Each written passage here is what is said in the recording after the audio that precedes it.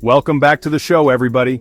Now, if you're an American, chances are you've flashed that passport with a little extra swagger. You know, that I'm from the land of the free, home of the brave, and I can basically go wherever I want kind of vibe.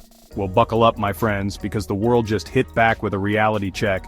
Remember when your biggest travel worry was whether they had decent Wi-Fi at the resort? Yeah, those days might be over. Because today we're diving deep into a list of 12 countries that are slamming their doors shut to Americans. You heard right, places you used to waltz into now require visas, paperwork, and enough red tape to make a bureaucrat blush.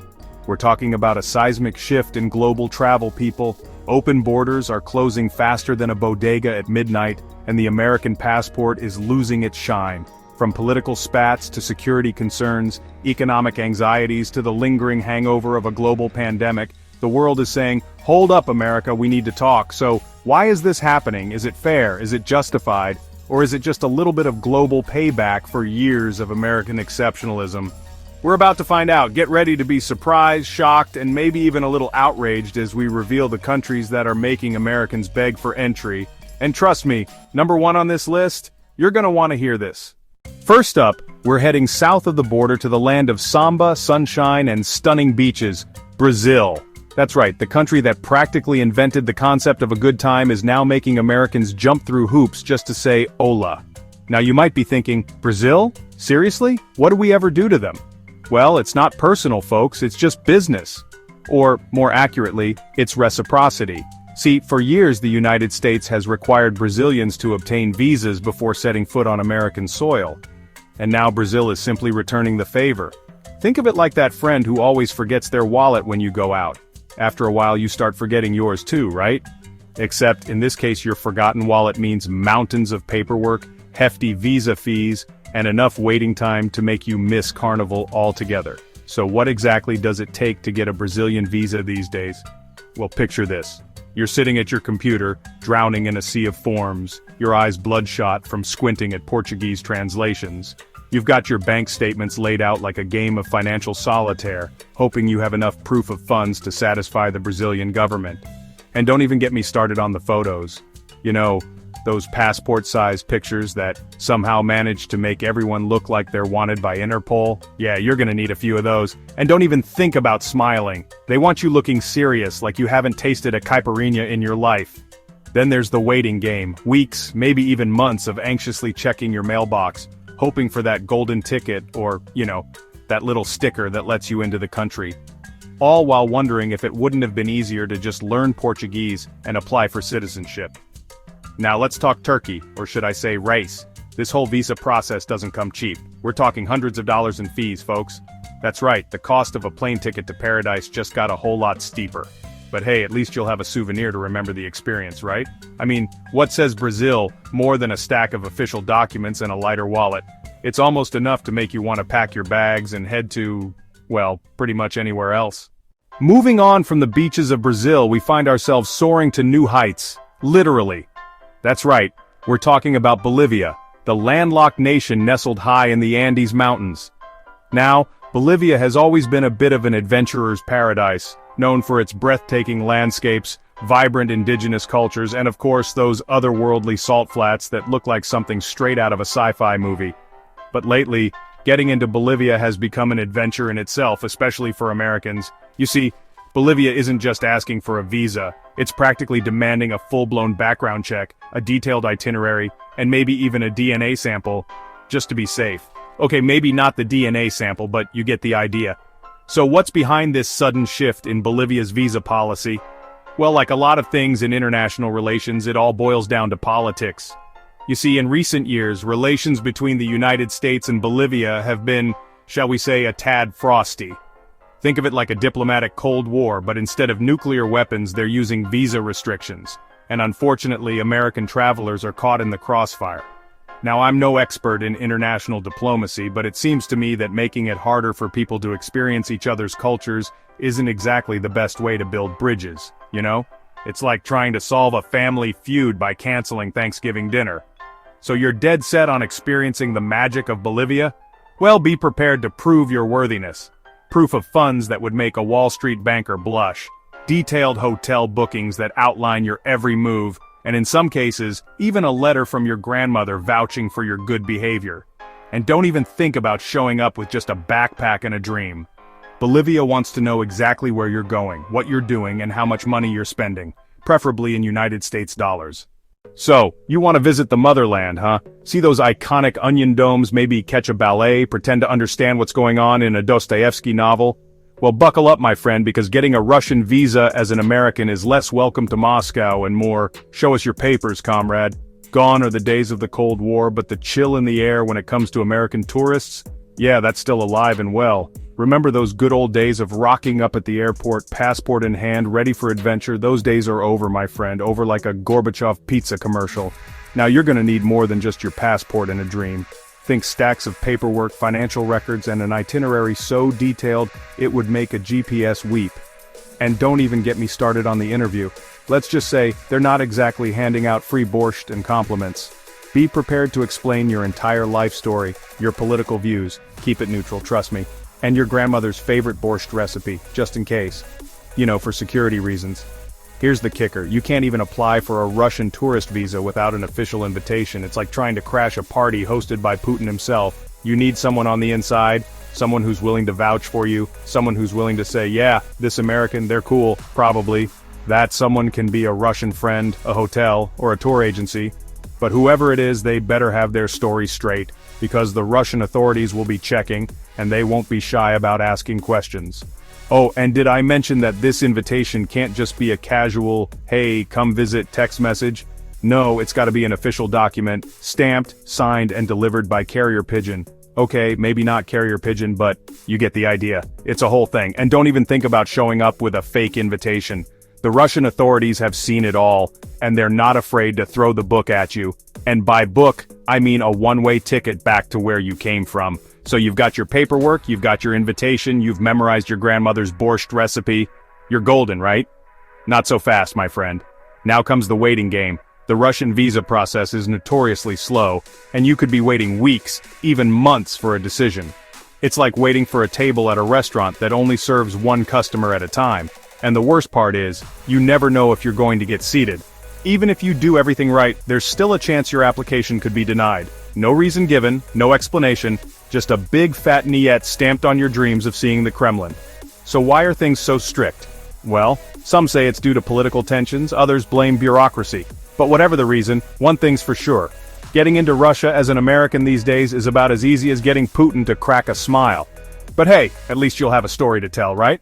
Assuming they let you back in, of course. Ah, China, the land of ancient history, delicious dumplings, and, oh yeah, some of the strictest visa requirements on the planet. Forget climbing the Great Wall, folks. Getting a Chinese visa as an American is a feat worthy of its own epic poem.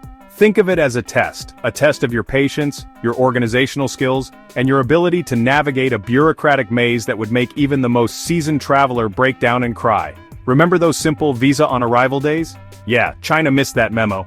Here you're looking at a multi-step process complete with background checks, financial disclosures, and maybe even a DNA sample. Okay, I'm kidding about the DNA sample. Maybe. China wants to know everything about you before they even consider letting you set foot in the Forbidden City. Where have you worked? Where have you traveled? What did you have for breakfast last Tuesday? Okay, maybe not that last one, but you get the idea. They want to know your life story and they want it in triplicate. Get ready to dig deep into those archives, folks, because you'll need to provide detailed travel history, employment records, and financial statements. And don't even think about rounding up your income or forgetting to mention that time you got caught jaywalking in college. Big Brother is watching and he's got a red pen ready to strike down any inconsistencies. Remember, transparency is key here, even if it means admitting you once spent a summer wearing Crocs. We've all been there. You've submitted your application, you've triple-checked every detail, you've even offered a small sacrifice to the visa gods. Now you wait. The approval process for a Chinese visa can be agonizingly slow, and even after all that effort, there's no guarantee you'll get the green light.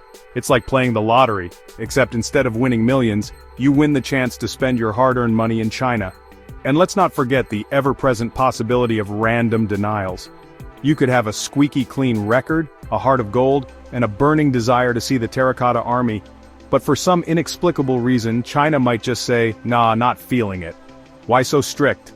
Well, some whisper it's about controlling tourism, Others say it's about national security. Whatever the reason, one thing's for sure, getting into China as an American is no walk in the park. It's more like a tightrope walk across the Great Wall, blindfolded, with one hand tied behind your back. But hey, if you do manage to get in, think of the bragging rights. You'll be part of an exclusive club, a group of intrepid travelers who conquered the Chinese visa labyrinth. Just don't forget to pack your patience, your sense of humor, and maybe a spare passport photo or two, just in case. Turkey, the land of ancient wonders, delicious kebabs, and a history so rich, it makes your average history textbook look like a pamphlet. For years, Americans could waltz into this cultural melting pot without breaking a sweat, visa-free, and ready to explore. But lately, things have gotten a little complicated. Remember when getting into Turkey was as easy as ordering another round of Turkish delight? Those days are fading faster than the frescoes in a Cappadocian cave. Yep, you heard that right. America, the land of the free, now needs a visa to enter Turkey. It's like finding out your favorite all-you-can-eat buffet now requires a membership and a cover charge. Not ideal, right? Don't panic just yet though. While the days of rocking up at Istanbul airport and flashing your passport are over, the good news is, the process isn't as daunting as, say, wrestling a Turkish oil wrestler. Enter the e-visa. Gone are the days of queuing up at embassies, battling paperwork, and sacrificing your firstborn to the visa gods. Now you can apply for this digital document from the comfort of your own home, battling nothing more than a slow internet connection. Think of it as the online dating profile of visas. You fill out some forms, upload a photo, make sure you look presentable, even in digital form, pay a fee, and boom, you're in business. Or at least, you're on your way to being in business. Now you might be wondering why the sudden change? Why is Turkey, a country that once embraced American tourists with open arms and plates of baklava, now making things a tad more difficult? Well, like any good relationship, sometimes things get a little strained. Political disagreements, diplomatic spats, you know how it is. It's like when your favorite band releases a questionable album, you still love them, you just miss the good old days. But beyond the political drama, this visa requirement is symbolic. It's a reminder that the world is changing, and the days of Americans having free reign are, well, dwindling faster than your chances of winning a staring contest with a Turkish van cat. But hey, look on the bright side, at least you can still get your hands on that delicious Turkish delight. Just make sure you pack your e-visa, your patience, and maybe a phrase book. Just in case you need to explain your love for baklava in a language other than, delicious. Ah, Cuba, the land of classic cars, cigars, and, well, a whole lot of restrictions for American travelers. You see, while everyone else is sipping mojitos and dancing salsa, Americans have to navigate a minefield of regulations just to set foot on the island. Forget about booking a spontaneous trip on Expedia. Oh no, my friends. Getting into Cuba as an American is like trying to get into an exclusive club with a bouncer who's really bad at recognizing faces. You might have the right look, but you better have the right paperwork. Because here's the deal, simply saying you're going for tourism just won't cut it. Nope, you need a specific reason, a category, a justification for your presence that goes beyond soaking up the sun and enjoying the vibrant culture. So you want to experience the real Cuba, huh? Well, get ready to prove it. The Cuban government wants to know exactly what you're up to, and simply lounging on the beach with a daiquiri doesn't quite make the cut. You'll need to fall under one of their approved travel categories, like support for the Cuban people. Sounds vague, right? That's because it is. You could also try educational activities, which sounds promising until you realize it requires more than just reading Hemingway at a cafe. And don't even get me started on professional research unless you're actually studying the migratory patterns of Cuban cigars. The point is, getting into Cuba as an American is like trying to solve a Rubik's Cube, blindfolded, tricky, frustrating, and you might just give up and go to Puerto Rico instead. Let's say you manage to find a loophole in the Cuban travel matrix and secure your golden ticket. You've booked your flight, packed your bags, and you're ready to finally experience this mythical island. Well, hold your horses, amigo, because the journey's not over yet. Remember those strict travel categories we talked about? Yeah, well, the Cuban authorities take them very seriously, like really seriously. And if they even suspect that you're straying from your designated purpose, you could be looking at some hefty fines. We're talking thousands of dollars, my friends, enough to buy a lifetime supply of mojitos back home. And trust me, no amount of salsa dancing will get you out of that one. So, before you book that flight to Havana, remember, Cuba may be calling. But it's also watching. Nigeria, the land of vibrant culture, delicious jollof rice, and, A whole lot of bureaucracy. Now, I'm all for exploring the world and experiencing new cultures, but even I have to admit, getting into Nigeria as an American can be a bit of a headache. You see, unlike those carefree days of just showing up with your passport and a smile, Nigeria requires a visa. And not just any visa, mind you, but a visa specifically designed for Americans. It's like they have a whole separate line at the embassy just for us, complete with its own unique set of hurdles. But hey, at least it's reciprocal, right? What do you mean you didn't need a 3-page application, financial records, and a letter from your dog to visit America? Oh, right. Moving on. Remember that whole reciprocity thing we talked about? Yeah, well, it turns out that applies to visa fees too. And let's just say Nigeria isn't offering any discounts for its American visitors. In fact, they're charging us a premium. That's right, folks, if you want to experience the beauty and wonder of Nigeria, you're gonna have to pay for the privilege. We're talking hundreds of dollars depending on the length of your stay and the type of visa you need. It's enough to make you wonder if maybe just ordering some jollof rice online wouldn't be easier. But hey, at least it's an adventure, right? Or maybe just a really expensive lesson in international relations. So, you've braved the visa application process, paid the hefty fees, and somehow managed to convince the Nigerian embassy that you're not there to start a yam smuggling ring. Congrats. You've earned yourself the opportunity to finally experience the magic of Nigeria. Because beyond the paperwork and the bureaucracy lies a country bursting with life, culture, and incredible people. From the bustling markets of Lagos to the ancient city walls of Kano, Nigeria offers a journey unlike any other. So don't let the visa hurdles deter you. Embrace the adventure, pack your patience, and get ready to experience the true heart of Africa. Just remember to bring your sense of humor, your appetite for adventure, and maybe a spare credit card just in case. Alright folks, buckle up because we're heading to Iran, a country with a rich history, beautiful architecture, and a visa process that's more complicated than a Rubik's Cube designed by a committee of bureaucrats. Now, I'm not saying it's impossible to get a visa to Iran, but you're going to need the patience of a saint, the organizational skills of a librarian, and a calendar that goes beyond next Tuesday. First things first, forget about those spontaneous weekend getaways. You're looking at a process that can take months. And I'm not talking about a leisurely few months. More like the kind of months where you start questioning your life choices. But hey, on the bright side, think of all the Persian vocabulary you'll learn just trying to decipher the application form. And the best part? You might even get to have a face-to-face interview with an Iranian official. Don't worry, it's not as intimidating as it sounds. It's just a chance for them to get to know you, your hopes, your dreams, your deepest fears. You know, the usual small talk. So you've jumped through all the hoops, navigated the paperwork maze, and survived the interview. Congratulations, you're in. Well, almost. You see, Iran has this unique way of welcoming its visitors, mandatory government-approved tour guides. That's right, you can't just roam free, soaking in the sights and sounds of Iran at your own pace. You'll have a lovely government-approved companion to guide your every step, ensuring you see only what they want you to see. Think of it as a choose-your-own-adventure book, where the only option is, follow the guide. But hey, at least you'll be safe, right?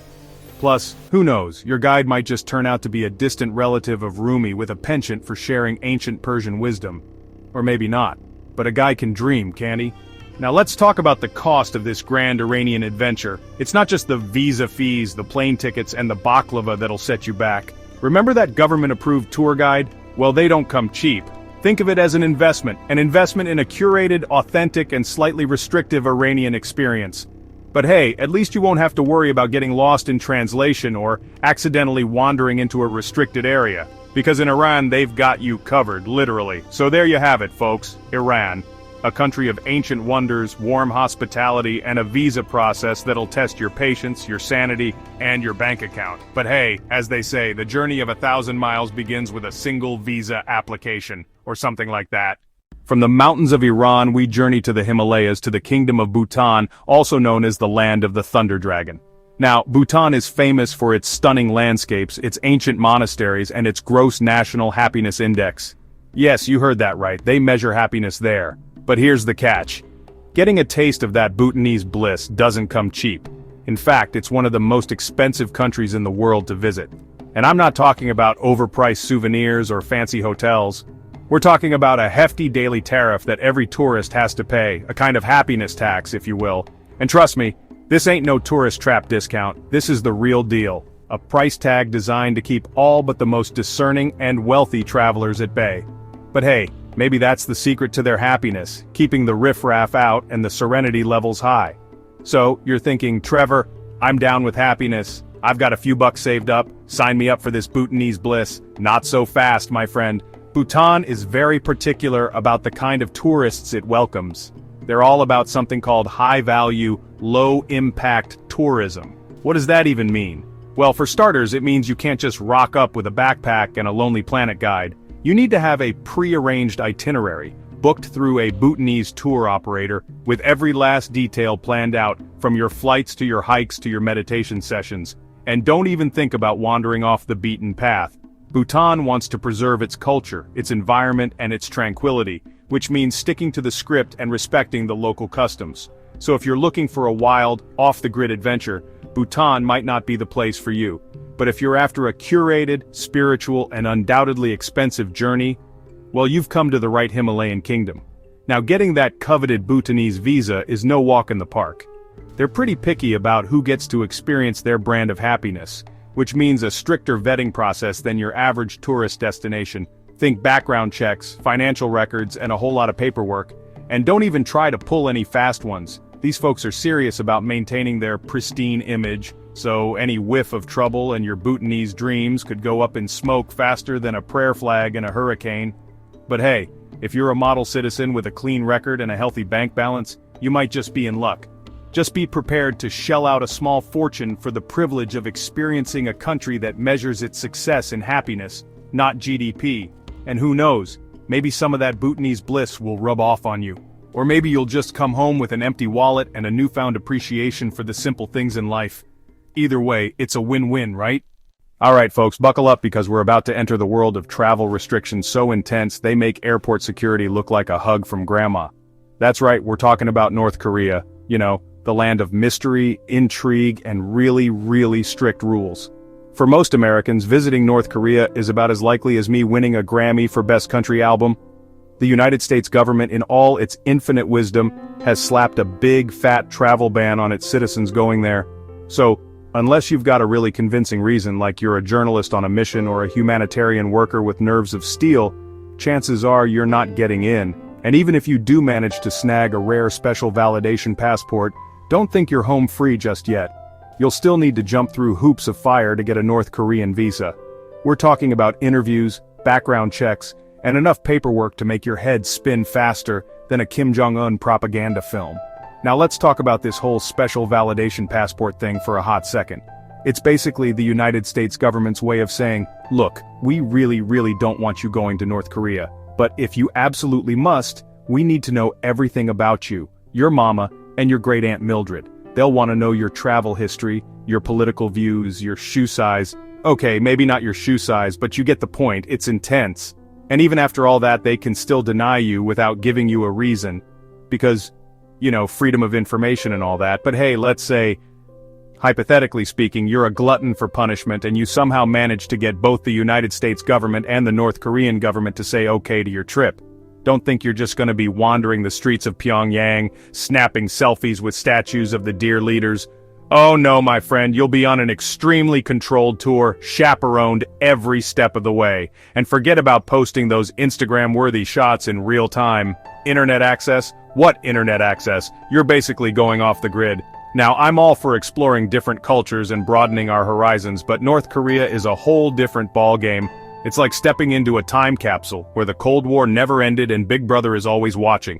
From the moment you step off the plane, you'll be surrounded by propaganda, strict rules, and a constant sense of being monitored. And if you thought airport security was bad, wait till you experience the North Korean version. They'll be checking your bags for chewing gum, unauthorized books, and any other signs of Western decadence. But hey, maybe that's part of the appeal for some people, right? The thrill of the unknown, the danger, the chance to see a side of the world that few others ever will. Or maybe it's just a really bad case of wanderlust gone wrong. Whatever the reason, one thing's for sure. Traveling to North Korea as an American is not your average vacation. It's a journey into a world of secrecy, control, and a whole lot of red tape. So if you're up for the challenge, more power to you. Just don't say I didn't warn you. Okay, so we've covered some pretty intense visa situations, but now let's talk about a place that's been synonymous with open borders and easy travel for Americans. Europe, yeah, that's right, the continent of baguettes, pasta, and surprisingly strict visa rules, at least for Americans starting in 2025. Remember all those carefree summers you spent backpacking through Europe, passport in one hand, croissant in the other? Well, those days might be coming to an end. Starting in 2025, Americans will need something called an ETIAS travel authorization to enter the Schengen zone. Now, before you panic and cancel your European vacation plans, it's not quite a full-blown visa. It's more like a more complicated version of a visa waiver. Basically, the European Union wants to keep better track of who's coming and going, which, I mean, fair enough. But of course, with increased security comes, you guessed it, more paperwork. Americans will need to apply for the ETIAS online, pay a fee, because what's a good travel document without a fee, and provide all sorts of personal information. So what kind of information are we talking about here? Well, you know, the usual suspects, your name, address, passport details, travel history. But they'll also be asking about your education, your job, and even your criminal record. Yep, that's right. They're going full background check on you, and if you think that's a bit much, just wait till you hear about the fingerprints. That's right, folks, get ready to channel your inner criminal mastermind, because they'll be collecting your fingerprints too. Now, the official reason for all this is to strengthen security and combat terrorism. And hey, I'm all for safety and security, but something about this whole thing just feels a little extra.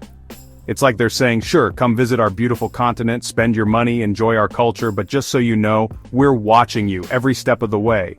So, what does this all mean? Is this just a sign of the times with countries around the world tightening their borders and increasing security measures? Or is it something more? Some people say it's a direct response to America's own strict visa policies. Remember all those hoops and hurdles other countries have to jump through to get a United States visa? Well, what goes around comes around, right? Others say it's a sign of America's declining global influence. As the United States becomes more isolationist and unpredictable on the world stage, maybe other countries are starting to see us as less of a reliable partner and more of a liability. Or maybe it's none of those things. Maybe it's just good old-fashioned bureaucracy at work. Whatever the reason, one thing's for sure, the world is changing, and the days of Americans waltzing into Europe without a care in the world are numbered.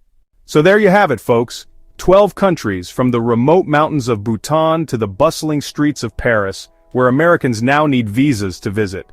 Some might say it's just a minor inconvenience, a small price to pay for the privilege of exploring the world. Others might see it as a sign of something bigger, a shift in global power dynamics, a reflection of America's changing place in the world.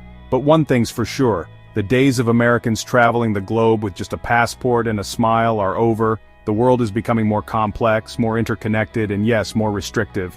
So what do you think? Are these visa changes fair? Are they justified? Or are they just a big fat pain in the passport? Hit me up in the comments and let me know your thoughts, especially about Europe. And while you're at it, don't forget to like, subscribe, and hit that notification bell for more no-filter truth about the world we live in, because every time a border closes, a lesson is being written. Stay informed, because the world is changing faster than you think.